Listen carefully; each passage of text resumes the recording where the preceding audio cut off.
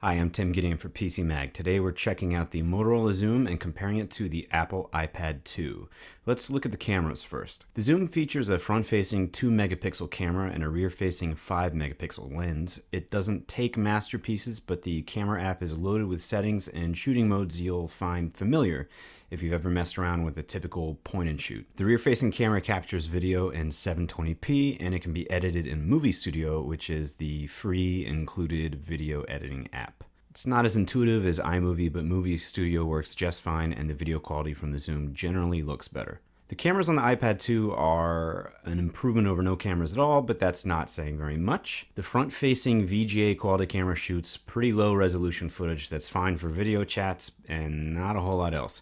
The rear-facing camera is the real issue. It offers less than a megapixel of resolution. Yikes. Stretch those images across the iPad's 9.7-inch screen and you're looking at some pretty grainy, noisy shots. Only excellent lighting seems to improve the images. The iPad 2 shoots 720p video, which looks higher quality than the photos it shoots, but neither it nor the Zoom shoot footage that you'd get from even a typical point-and-shoot camera. While the Zoom clearly takes better images, the iPad 2 has better apps built around its camera. The graphics prowess is on display in Photo Booth, for instance, as the iPad distorts real-time images according to your touch. The camera app itself is pretty bare bones with fewer features than Android's camera app, but iMovie, which to be fair costs $4.99 versus the free Movie Studio on the Zoom, is a much more intuitive and fun video editing app. From a hardware angle, the Zoom is the clear camera edge, but I'll give the iPad 2 the slight edge for camera-related apps. As far as video chat, I'm going to give the edge to the Zoom. Google's Talk works across platforms, so I can chat with my buddy on my Zoom as long as he has a Gmail account, which is free, and a webcam. No matter what type of computer or operating system he's on, we're able to converse. FaceTime works just fine. Visually, it's not any more or less stunning than Google's Talk. In fact, the resolution of the video chats on both devices is not very good. But because FaceTime is an Apple-only app, it is pretty limiting. We'll give the Zoom the edge because you don't need the Zoom or another Motorola product in order to chat with someone using Google Talk. In iOS 4.3, multitasking is as simple as showing you the icons for apps you have open when you double-click the home button, and what song you're currently playing or have paused. It's definitely useful, but Honeycomb's view is a bit better because in one glimpse you get a good sense of what every app is doing. You get these live thumbnail shots with a text description to the side of what it's doing. On the iPad 2, you have to open up an app to see what it's actually doing, so I'm going to give the edge to the Zoom here again because with one glimpse I already know what it's doing. On the iPad, there are no pop-up notifications for email. If you're playing Angry Birds and receive a ton of emails, you'll never know it until you check the home screen, and then you'll only see a number telling you how many you got, not really giving you a sense of who sent them or what the subject matter was. But the Zoom allows for pop-up notifications no matter what you're doing. If you get an email while you're playing Angry Birds, in the lower right-hand corner, you get a notification. It tells you who sent it and the subject line. If you don't like that, you can turn it off, but at least you have the option. And with iOS 4.3, you do not. The Zoom also has a superior search function to the iPad 2. When you search for, say, Radiohead on your iPad 2, if you have Radiohead music, it's going to show you all your songs, and at the bottom of the list of songs, it will give you the option to search the web or Wikipedia for Radiohead results. That's definitely useful, but the Zoom one-ups the iPad 2 here. It performs 3 simultaneous instant searches. By the time you type in R-A-D-I, you've got a bunch of different Radiohead options you can click on immediately. You can click on a button that will just take you to the Google search page, or there's a column full of information if you have anything related to Radiohead on your device. Since I don't, we can type in Angry Birds on the Zoom and you'll see that I get web results and I get the game on my device that I can just tap and then go straight to it. So it may sound like the Zoom is superior to the iPad 2, but that's not really the case. And one genuine surprise, the iPad 2 has a better video on the web browsing experience. Why? The Zoom has no flash support, and although the iPad 2 doesn't,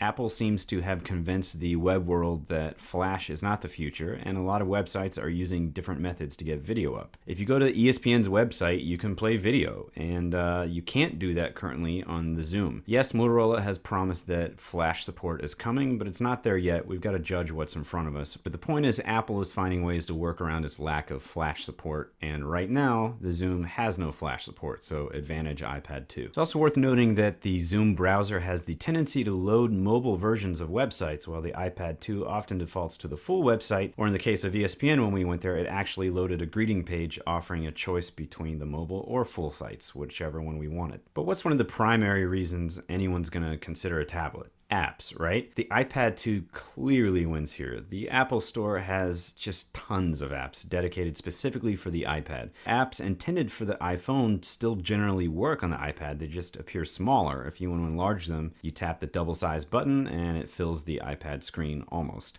You do lose resolution, but if that's not for you, you can always just downsize it again and watch it at its regular resolution. The Android market is frankly a mess. There aren't many apps dedicated for tablets, but the ones that are have problems a lot of the times. Why? Because there's so many different devices to design for with different screen sizes and using different versions of Android. It's really a crapshoot what you're going to get. Conan O'Brien's Team Coco app, which says it's made for a tablet, looks pretty bad on the Zoom. It doesn't fill up the screen. It doesn't really work well with the accelerometer. The video that does fill up the screen is at a pretty low resolution. Even the Google Bodies app that was showcased at the Honeycomb launch for the Zoom can't really hold a candle to, say, the Jenga app for the iPad 2, which has more graceful motion and more complex graphics. So the Zoom definitely has some small victories here with better email notification, better search within the device, but Apple kind of nails what matters: better app selection and a better internet experience. Throw in the fact that the Zoom feels significantly bulkier than the new iPad, and the better resolution of the Zoom screen starts to matter a lot less. Until we get a better look at the BlackBerry Playbook and the Galaxy Tab that's going to run Honeycomb, it's really all about just the iPad 2 and the Motorola Zoom. The iPad 2 is a better experience right now, but the Motorola Zoom is still a good tablet, and if you're determined to live outside the Apple ecosystem, it definitely has some advantages that I think we showcase in this video for you. Thanks for watching, and for even more in-depth coverage, go to PCMag.com.